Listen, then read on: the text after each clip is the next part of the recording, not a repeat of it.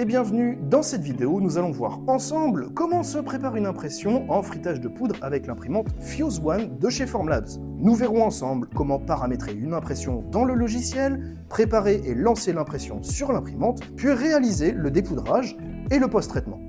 Pour commencer, je vais avoir besoin de configurer le logiciel Préform à mon impression. Dans un premier temps, je vais pouvoir sélectionner mon modèle d'imprimante, ici une Fuse One Plus. Je vais choisir ensuite mon matériau, elle est chargée avec du nylon 12. L'épaisseur de couche est fixe à 110 microns. Ensuite, un paramètre d'impression, je vais utiliser la dernière version bêta en 5.2. Puis je pourrais choisir aussi l'étiquette de la tâche d'impression qui va me permettre d'identifier mon volume d'impression une fois que l'impression est terminée. Il ne me reste plus qu'à appliquer pour appliquer tous ces paramètres à mon impression. La seconde étape consiste à importer notre fichier STL dans Préform. On peut faire un glisser-déposer, sinon simplement importer le fichier, ici mon guide PA12. Bien évidemment, si j'ai besoin, je peux importer plusieurs fichiers STL en même temps. Je vais me repositionner pour bien voir ma pièce. Alors, il va falloir que je prépare mon impression pour avoir une trentaine de ce type de pièces. Dans un premier temps, je vais la repositionner tout en bas du volume d'impression. Je vais la mettre sur la droite.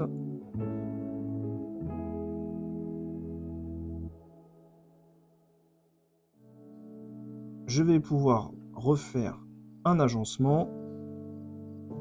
Mon but, je vais sélectionner la pièce. Je vais pouvoir en ajouter 29, comme ça j'aurai 30 pièces au total. Je vais en ajouter 5 en bas. Je vais sélectionner les 6 pièces. Je vais pouvoir les verrouiller en rotation X, Y, Z. Ça va me servir pour l'opération suivante, qui va être de leur donner un espacement de 3 mm entre chaque pièce.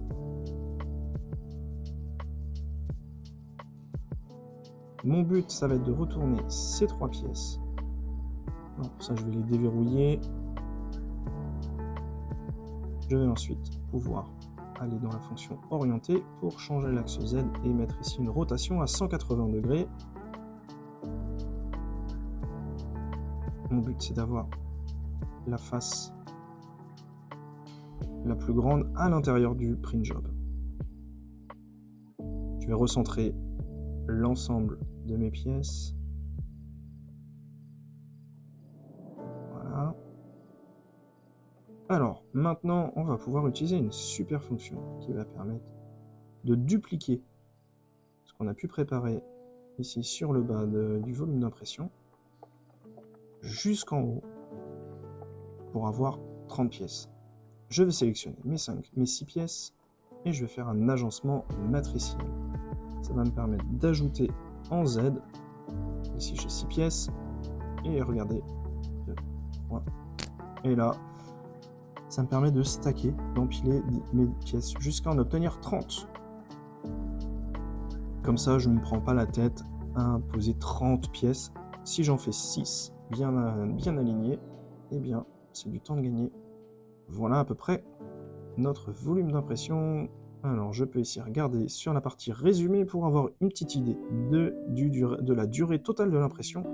J'aurai les informations de la pré-impression, les informations du temps d'impression et du refroidissement jusqu'à 100 degrés et bien sûr le refroidissement supplémentaire. Donc ça prend un petit peu de temps pour calculer ces valeurs.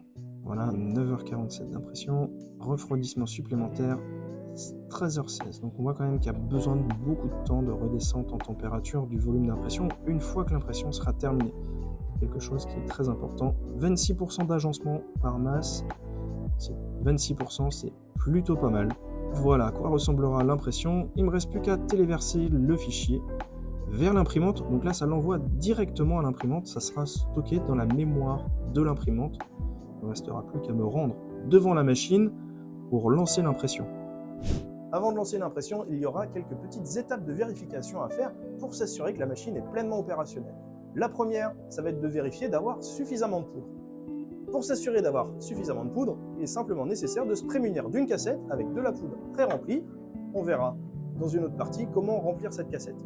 Pour les besoins de l'opération, j'ai déjà rempli la trémie de poudre pour éviter d'avoir de la poudre en suspension. Pour cette étape, pensez à vous munir des gants, des lunettes de protection, ainsi qu'un masque de type FFP2. Pourquoi? Lors de ces étapes, il est possible d'avoir de la poudre en suspension. Vous protéger, c'est aussi utile. Pour remplir la trémie, c'est très simple, il suffit juste d'ouvrir le carter, de venir positionner la cassette qui est pleine et ouvrir très légèrement. Il est important d'ouvrir progressivement pour éviter que la quantité de poudre tombe d'un seul coup dans la trémie. Une fois la cassette complètement vidée, il sera nécessaire d'attendre un petit peu que la poudre se dépose. Une fois la cartouche installée, ouvrez progressivement la trappe pour libérer tranquillement la poudre. Elle se déposera au fur et à mesure. Une fois la trappe complètement ouverte et la poudre vidée dans la trémie, refermez la trappe et retirez la cassette. Attention, c'est à ce moment-là où vous pouvez avoir de la poudre en suspension et c'est à ce moment-là que votre masque, vos lunettes et vos gants aussi seront utiles. Le deuxième élément à vérifier, ce sera le capteur infrarouge. Il se situe sur le dessus de la machine. Il servira à monitorer et à suivre la température à l'intérieur de la machine. Cet élément nécessite d'être minutieusement nettoyé et vérifié. Sur ce capteur, on a une petite lentille. Une procédure très détaillée explique le nettoyage de celle-ci si c'est nécessaire. Avant un lancement, il suffira simplement de vérifier visuellement l'état de celle-ci. Pour contrôler la propreté de la lentille du capteur, j'utilise simplement la lumière que je fais réfléchir sur la pastille. Celle-ci est propre. Lorsque je repositionne le capteur, il est aimanté, il se repositionne à la bonne place et un pop-up fait son apparition. Mon capteur est bien inséré. Un élément aussi très important à vérifier, la cassette optique. C'est l'élément qui va isoler la partie optique de la chambre de fabrication. Elle consiste en 2 vitres distinctes. Celles-ci doivent être complètement propres. On va regarder cela ensemble, où elle se situe et comment vérifier la propreté. J'ouvre donc la porte. Ensuite, je vais avoir ici un petit écrou que je vais desserrer d'un quart de tour. Je vais accompagner la descente. Et ici, je vais avoir la cassette optique. Alors, c'est un élément très fragile à manipuler avec soin. On évitera bien évidemment de mettre les doigts sur la partie vitre. On devra simplement s'assurer qu'aucune poussière ou résidu ne se situe sur cette partie, aussi bien sur la partie supérieure ou inférieure. Si l'inspection visuelle s'est bien passée et que la vitre est propre, il suffit simplement de la repositionner.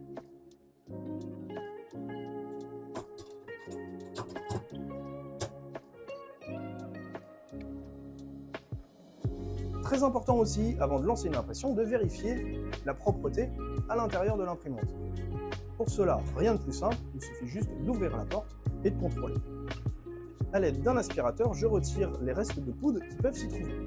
J'ai vérifié d'avoir suffisamment de poudre, j'ai pu vérifier aussi la propreté du capteur infrarouge. L'intérieur de l'imprimante est propre, il me reste à rajouter la chambre de fabrication. Cette chambre de fabrication est l'élément qui va permettre de recevoir l'impression et qui sera retiré une fois l'impression terminée. Avant d'insérer la chambre de fabrication, je m'assure d'avoir ouvert la trappe.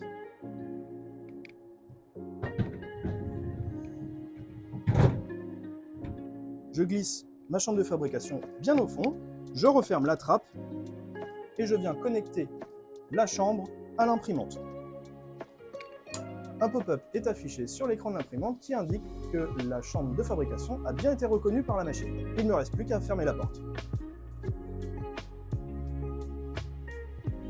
Mon imprimante est maintenant prête pour lancer l'impression.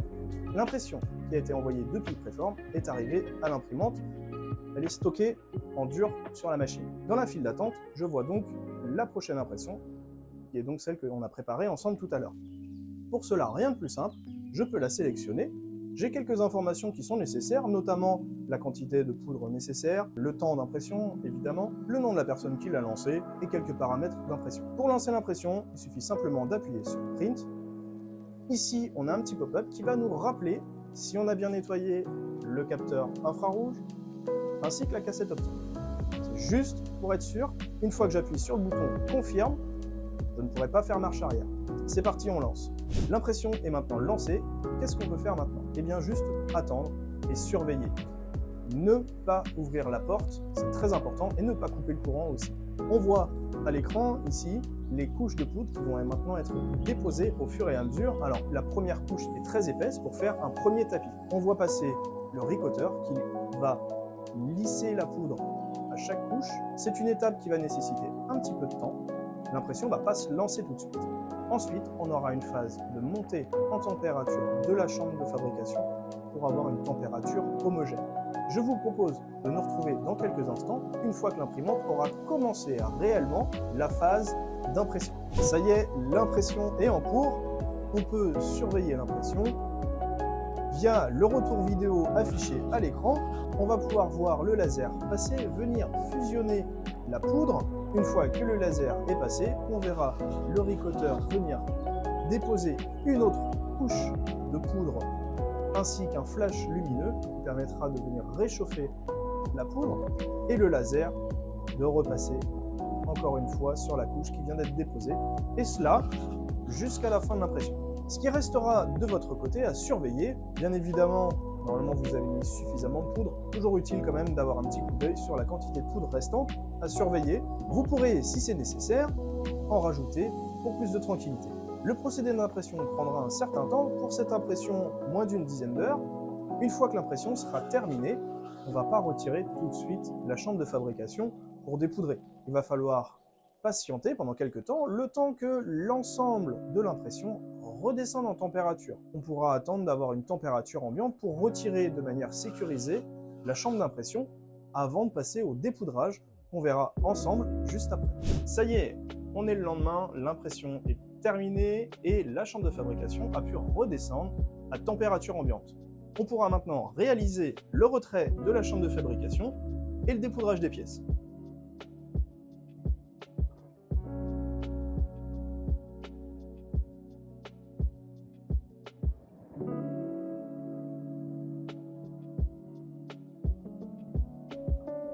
La build chamber est maintenant chargée dans l'unité SIFT. On va pouvoir remonter le plateau de fabrication pour en extraire. Me voilà prêt à remonter tout le volume d'impression qui a été imprimé pour pouvoir le positionner sur le tamis pour commencer à dégrossir les pièces. J'utilise le bouton frontal pour remonter l'ensemble du volume d'impression et je m'assure de le guider pour éviter qu'il tombe. Avant de commencer à dépoudrer mes pièces, je vais juste m'assurer de bien nettoyer la zone où j'avais la build chamber, la chambre de fabrication, car je vais y poser un réceptacle pour y poser mes pièces qui seront dépoudrées. Ça me permettra d'éviter d'ouvrir la visière. L'avantage avec le système des gants et de la protection, c'est que je n'ai pas de poudre qui peut sortir. Donc tout doit rester à l'intérieur. L'idéal, c'est de rester au maximum clos. Donc ma boîte qui va réceptionner mes pièces va se positionner à la place de la chambre de fabrication. Je retire donc le maximum pour pouvoir avoir un environnement propre. Ce que je vais faire maintenant, c'est que je vais retirer la chambre de fabrication pour y positionner un réceptacle. Je suis enfin prêt pour commencer à dépoudrer mes pièces. Je suis équipé de brosses en nylon pour éviter de rayer les pièces. Je déconseille les brosses en laiton. Une brosse pour dégrossir et puis une brosse pour affiner. Le but, ça va être de retirer le maximum de poudre sans passer trop de temps à la retirer. Pour faciliter le tamisage, j'active la fonction SIFT qui aura pour but de tamiser la poudre qui va tomber juste en dessous. C'est parti! Je commence dans un premier temps à scinder mes pièces. On voit que l'ensemble du bloc a tendance à se disloquer. Je ne vais pas tout dépoudrer d'un seul coup, je vais faire pièce par pièce pour rester organisé et propre. Je commence à deviner mes pièces. Je peux utiliser donc la brosse gros grain pour retirer. Bon. Ce qui est important de savoir, c'est que la poudre qui est bien revenue à température ambiante a tendance vraiment à s'écouler très facilement, à être très fluide. On remarquera aussi que chaque pièce est munie d'une coque. On s'en aperçoit une fois que la brosse commence à provoquer des rayures. Je vous rassure, ce n'est pas la pièce qui est en train de se rayer, c'est bien une petite coque de protection qui est incluse dans le procédé de fabrication. Ma première pièce est enfin dépoudrée. J'ai pas besoin de frotter davantage, le maximum de la poudre a été retiré. Ce qui reste sera retiré dans l'étape suivante avec le Fuse Blast, où là, tous les résidus de poudre seront finement retirés à l'aide de médias.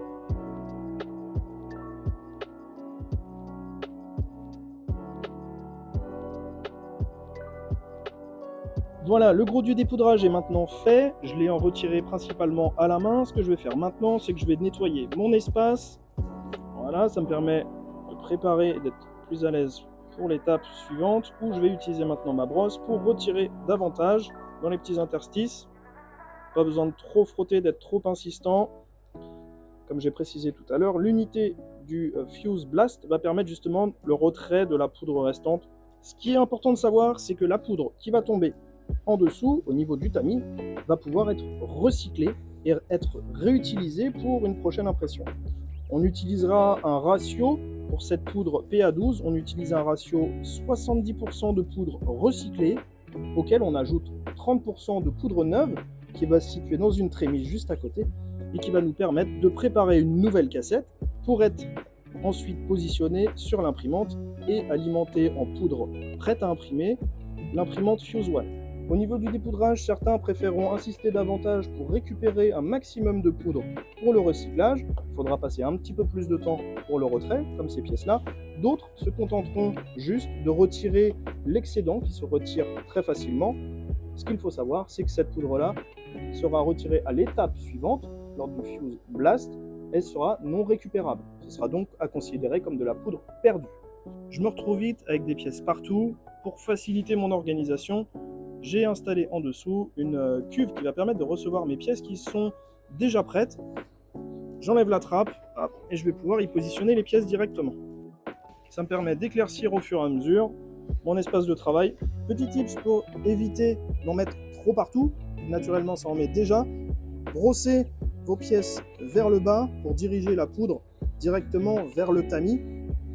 Ça facilitera un petit peu votre nettoyage en fin de session de dépoudrage. Et nous voilà pour la dernière, on a retiré suffisamment de poudre, on pourrait faire plus, mais le but c'est pas de passer trop de temps à la brosse, même si l'exercice est un petit peu physique à la longue. Le but c'est de retirer vraiment la poudre qui peut être recyclée sans trop insister pour optimiser le temps. J'ai terminé le premier dépoudrage. Ce que je fais généralement, ça va être, je vais rassembler le maximum de poudre autour. Pareil, ça va dans la trémie en passant par le tamis pour être recyclé. Voilà, en brossant vers le bas, ça me limite pas mal les projections. Je vais pouvoir ranger les dernières pièces dans mon bac.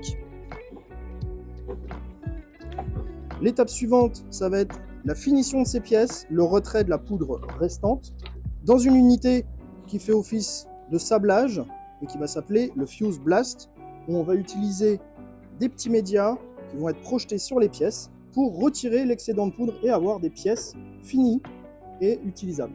J'ai fini le dépoudrage, je suis prêt à retirer mes éléments. Ce que je vais faire avant de retirer mon bac contenant les pièces, c'est que je vais déjà un petit peu nettoyer ma zone de travail.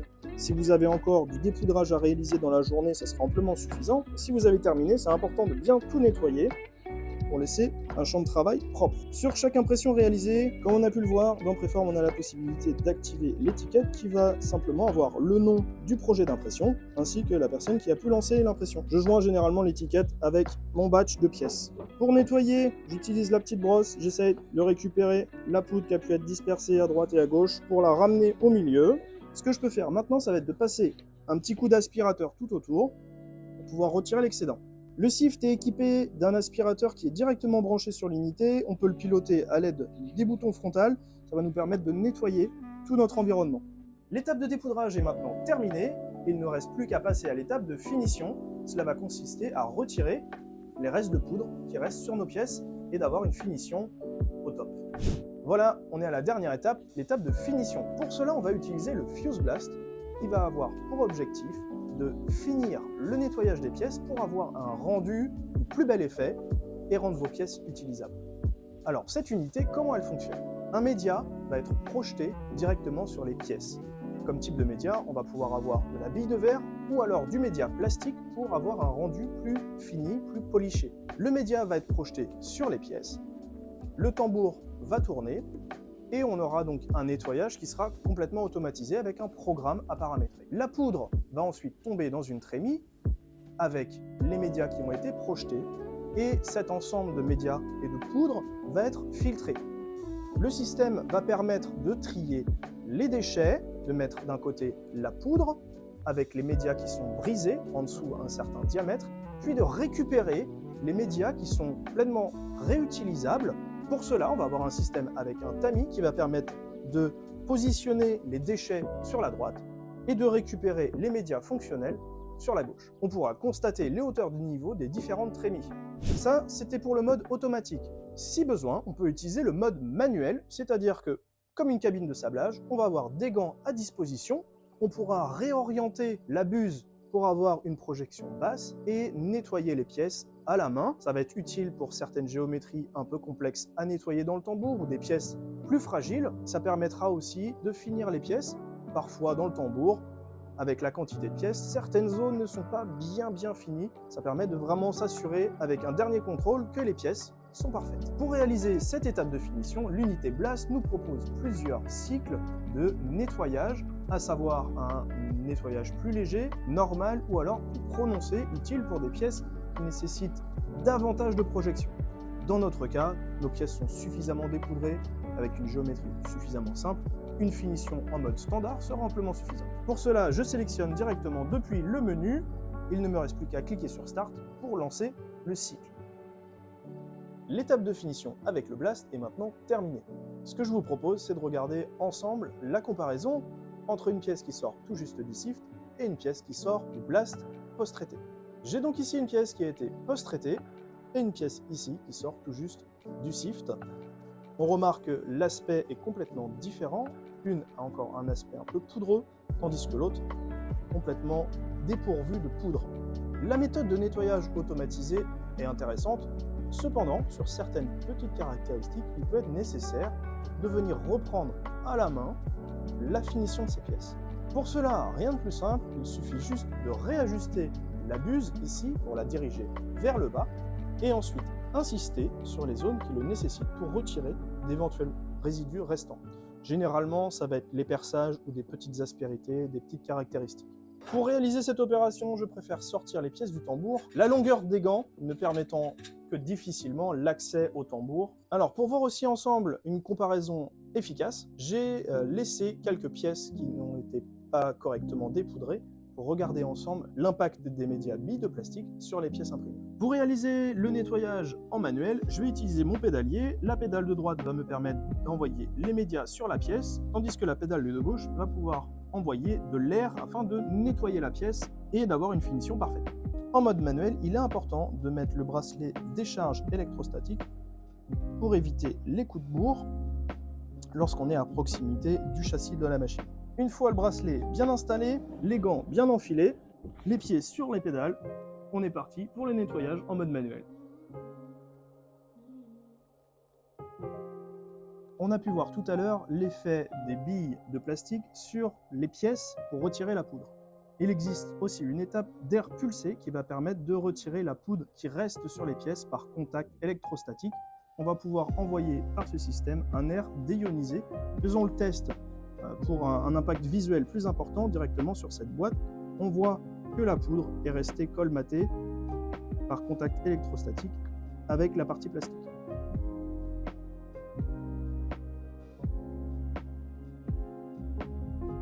Avec cette démonstration, on comprend mieux ce qui se passe sur les pièces, c'est difficilement visible. On voit que la poudre est pulvérisée, l'air déionisé va pouvoir complètement détacher la poudre d'une surface qui a tendance à accrocher par électrostatisme. Ça y est, nos pièces sont enfin prêtes, elles sont post-traitées et prêtes à l'utilisation. Il ne reste plus qu'à les récupérer. Voilà nos 30 pièces, elles sont prêtes, il ne reste plus qu'à faire un contrôle qualité.